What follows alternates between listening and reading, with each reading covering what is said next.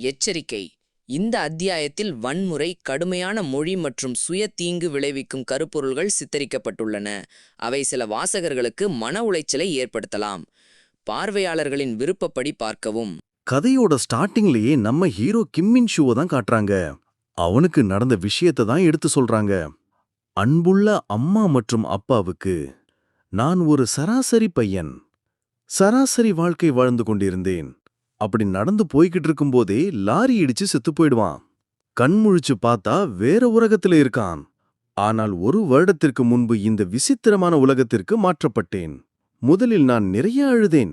எல்லாவற்றிலிருந்தும் தப்பிக்க விரும்பினேன். ஆனால் நான் வீட்டிற்கு திரும்ப ஒரு வாய்ப்பு இருப்பதாக அறிந்த பிறகு இந்த உலகத்திற்கு ஏற்ப கடினமாக உழைத்தேன். பலர் கொல்லப்பட்ட மற்றும் கொல்லப்பட்ட போர்க்களத்தில் எனது சகாக்கள் அடிக்கடி பேசிய நீதி மற்றும் சமத்துவத்தின் மதிப்புகளை நிலைநிறுத்த நான் என்னால் முடிந்த அனைத்தையும் செய்தேன். தைரியம் மற்றும் தோழமையின் உண்மையான அர்த்தத்தை நான் கற்றுக்கொண்டேன். இந்த உலகத்திற்கு வருவதற்கு முன்பு எனக்கு உண்மையில் புரியாத விஷயங்கள். அம்மா, அப்பா, உங்களுக்கு புரிந்து கொள்வது கடினமாக இருக்கலாம். ஆனால் நான் இப்போது மிகவும் பலமாக வளர்ந்துவிட்டேன். என்னை பொறுத்தவரை நான் அவர்களை நம்புவதை விட என்னை நம்புபவர்கள் அதிகம். வேண்டாம், தயவு செய்து வெற்றி பெறுங்கள் வீரா. நான் நிறைய இழந்திருக்கிறேன், ஆனால் நான் நிறைய பெற்றும் இருக்கிறேன். நான் சில தடைகளில் தடுமாறினேன், ஆனால் நான் இன்னும் பலவற்றை கடந்து வந்தேன். என்னை நம்புபவர்கள் அதிகம். நான் நிறைய இழந்திருக்கிறேன், ஆனால் நான் நிறைய பெற்றிருக்கிறேன். நான் சில தடைகளில் தடுமாறினேன், ஆனால் நான் இன்னும் பலவற்றை கடந்து வந்தேன். எனது ஒரு வருட பயணத்தின் முடிவை நான் பார்க்கிறேன். வீரா, நீங்கள் தயாரா? நான் அனுப்ப முடியாத ஒரு கடிதத்தில் இதை எழுதுவதில் எந்த அர்த்தமும் இல்லை என்று நான் நினைக்கிறேன். ஆனால் தயவு செய்து எனக்காக பிரார்த்தியுங்கள். நான் பிசாசிலாடை தோற்கடித்து எனது முந்தைய வாழ்க்கைக்கு திரும்ப பிரார்த்தியுங்கள். இந்த கடந்த ஆண்டை ஒரு நீண்ட கனவாக அல்லது ஒரு இனிமையான நினைவாக என்னால் ஒரு நாள் பார்க்க முடியும் என்று பிரார்த்தியுங்கள். நான் கடிதத்தை இத்துடன் முடிக்க வேண்டுமென்று நினைக்கிறேன். என் சகாக்கள் என்னை அழைக்கிறார்கள். வீட்டில் உங்களை சந்திக்கிறேன். தன் குடும்பத்தை மிஸ் பண்ணும், சாதாரண வாழ்க்கைக்கு திரும்ப விரும்பும் ஒரு மகனிடமிருந்து. அன்புடன் மின்சூ கிம். வீரருக்கு 3 வாழ்த்துகள். பிசாசிலாடு இறந்துவிட்டார். நம் உலகம் இப்போது சுதந்திரம். அப்பா, அப்படியானால் ராயல் பியர் இப்படித்தான் சுவைக்குமா? நீங்கள் நாளை வீட்டிற்கு செல்வீர்கள் என்று நினைக்கிறேன் வீரா. ஆம், இறுதியாக நான் திரும்ப முடியும். நான் முதலில் வந்தபோது இந்த நாள் ஒருபோதும் வராது என்று நான் நினைக்கவில்லை. ஹே, நீங்கள் முதலில் வந்தபோது ஒரு பெரிய அழுகையாக இருந்தீர்கள். நல்ல வேலை. உண்மையில் நீங்கள் சிறப்பாக செய்தீர்கள். கவலைப்படாதே. என் குடும்பத்தை நான் மிஸ் பண்ணுகிறேன். மற்றும் என் நண்பர்களை மிகவும் மிஸ் பண்ணுகிறேன். ஓஹோ, உங்கள் இருவருக்கும் இடையில் ஏதோ நடக்கிறது என்று எனக்கு ஒரு உணர்வு இருந்தது. வாழ்த்துக்கள். இருந்தபோதிலும் தோற்றத்தை பொறுத்தவரை மதகுரு அவருடைய பிரிவில் இல்லை. இங்கு தங்கும் வாய்ப்பை பற்றி நீங்கள் யோசிக்க விரும்பவில்லையா வீரா? அது சரி, நீங்கள் திரும்ப வேண்டியது இல்லை இல்லையா? வீரர் எவ்வளவு வீட்டிற்கு இயங்கியுள்ளார் என்பது உங்கள் அனைவருக்கும் தெரியும். அப்படிப்பட்ட ஹர்ட்ஃபுல் விஷயங்களை சொல்லாதே. அது உண்மை. எனக்கு தெரியும். நீங்கள் செல்வது எங்களுக்கு வருத்தமாக இருக்கிறது. நம் வீரரின் எதிர்காலத்திற்காக நாம் அனைவரும் பிரார்த்திப்போம். எனக்கு எந்த சந்தேகமும் இல்லை.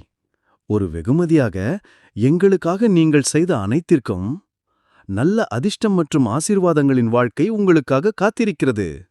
3 வாரங்களுக்குப் பிறகு கங்சியோ மாவட்டம், சோல். நீங்கள் தவறு. நான் உலகை காப்பாற்றினேன், ஆனால் என்னால் என்னை காப்பாற்றிக் கொள்ள முடியவில்லை. நான் வீட்டிற்கு திரும்பிய போது, நீ யார்? எனது வீட்டிற்கு புதிதாக கூடியிருந்தவரால் நான் வரவேற்கப்பட்டேன். நான் காணாமல் போன சுமார் 8 மாதங்களுக்குப் பிறகு, நான் எப்போதும் வீட்டை விட்டு ஓடியே இருக்க மாட்டேன் என்று வலியுறுத்திய என் தாய், நிலையம் அருகே என் காணாமல் போன சுவரொட்டிகளை விநியோகித்துக் கொண்டிருந்த போது காரால் இடித்து மரணமடைந்தார். என் தாய் இறந்த 2 வாரங்களுக்குப் பிறகு எனது தந்தை தன் குடும்பத்தை பாதுகாக்க தவறிய துயரத்தால் ஓவர்வெல்மிங்காகி தற்கொலை செய்து கொண்டார். மற்றும் கடைசி வரை தன் மரணம் பகிங்கமாக்கப்பட்டால் மீடியா நிறுவனங்கள் என் காணாமல் போன சுவரொட்டை கட்டுரைகளுடன் வெளியிட வேண்டும் என்று கேட்டுக்கொண்டார். காவல்துறை என்னை ஒரு டீனேஜ் ஓட்டுநராக கணக்கில் கொண்டார்கள். நீங்கள் எப்படி இங்கு வந்து உங்கள் வெளியேற்றத்தை ரத்து செய்யும்படி கேட்கிறீர்கள்? உங்கள் பெற்றோர்களுக்கு என்ன நடந்தது என்பதை பிராயச்சித்தம் செய்ய விரும்பினால் உங்கள் ஜிஇடியை பெறுவதில் உழைக்க வேண்டும். உங்கள் வாழ்க்கையை சரி செய்யுங்கள். என் நண்பர்களின் மத்தியில் நான் அனைத்திற்கும் விலக்கிக் கொள்ளப்பட வேண்டிய ஒருவனாக மாறினேன். மன்னிக்கவும். என் அம்மா இனிமேல் உங்களோடு பழகக்கூடாது என்று சொன்னார்கள். மற்றும் நாங்கள் இப்போது நான் இப்போது என் உயர்நிலைப் பள்ளியின் கடைசி ஆண்டில் இருக்கிறேன். நான் சொல்வது உங்களுக்கு புரிகிறது இல்லையா? எனக்கு உதவ விரும்பும் குடும்பம் எனக்கு கிடையாது. என் பெற்றோரின் மரணத்திற்கு காரணமான பாஸ்டர்ட் நான் ஆகினேன். நீ என் சகோதரன் உன்னால் இறந்து விட்டான். நீ நன்றிகெட்ட நாயே. உன் ரெக்லஸ் டீனேஜ் ரெபெலியன் தான் உன் பெற்றோர்களை கொன்றது. விடு, நான் இந்த பாஸ்டர்டை கொல்லப் போகிறேன். போ, மற்றும் மீண்டும் வராதே. இப்போது நடந்தது மீண்டும் நிகழ விரும்பவில்லை என்றால் எங்கள் குடும்பமும் உன்னால் அழியப் போகிறது. என் நடுத்தர குடும்பம் எந்த பணத்தையும் விட்டுச் செல்லும் அளவுக்கு பணக்காரர் இல்லை. என்னிடம் பணம் மட்டும்தான் இல்லையா? எனக்கு குடும்பம் இல்லை, எனக்கு கல்வி இல்லை, எனக்கு சமூக நிலை இல்லை. இந்த இடத்தில் நான் என்று இனி யாரும் இல்லை. இது என்ன? நான் கனவு காண்கிறேனா? இது ஒரு பயங்கரமான கனவுதானா? நான் உலகை காப்பாற்றினேன். நான் எண்ணற்ற பல பேரின் உயிர்களை காப்பாற்றினேன். மற்றும் பல பேர் என்னை தேடிக் கொண்டிருந்தபோது இங்கே திரும்ப நான் என் உயிரையே பணம் வைத்திருந்தேன். அப்படியானால் நான் ஏன் கைவிடப்பட்டேன்?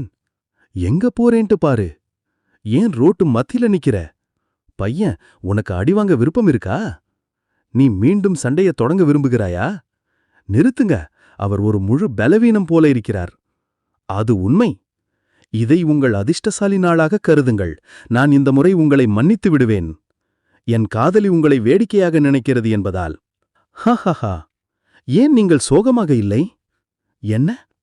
உலகை காப்பாற்றாததால் நீங்கள் சோகமாக இல்லையா? இந்த விசித்திரமான ஆசாமி என்ன பேசுகிறான் இப்படி? நான் உங்களை மெஸ்டப் பண்ண போகிறேன். நான் கேட்கிறதுக்கு பதில் சொல்றா. ஹீரோ வெறியாயிட்டு அவனோட கையை நீட்டிக்கிட்டு டோராங்கால் அப்படின்னு சொல்வான். அப்படி சொன்ன உடனே ஒரு ஸ்வாட் அவனோட உடம்ப 2ஆ கிழிச்சு தரையில குத்தும். ஹஹஹா. வேடிக்கை. இந்த கிறுக்குத்தலமான விசித்திரமானவனை பாருங்கள். அவன் ஒரு கார்ட்டூன் கதாபாத்திரமாக தன்னை நினைக்கிறான். மகிழ்ச்சியற்று இருங்கள். ஆம், நான் மட்டுமே மகிழ்ச்சியற்று இருப்பது நியாயமில்லை. நான் ஒரு வரியர். நான் இங்கே மிகவும் குறைந்த மகிழ்ச்சியற்ற நபராக இருக்க வேண்டும். நான் அப்படின்னு சொல்லிட்டு அந்த கத்தியை எடுத்துட்டு ஒரு வீசுவார் பாருங்க. அங்க நியூக்ளியர் பாம் போட்ட மாதிரி வெடிச்சு கிடக்கும். கதை முடிவடைய வேண்டும்.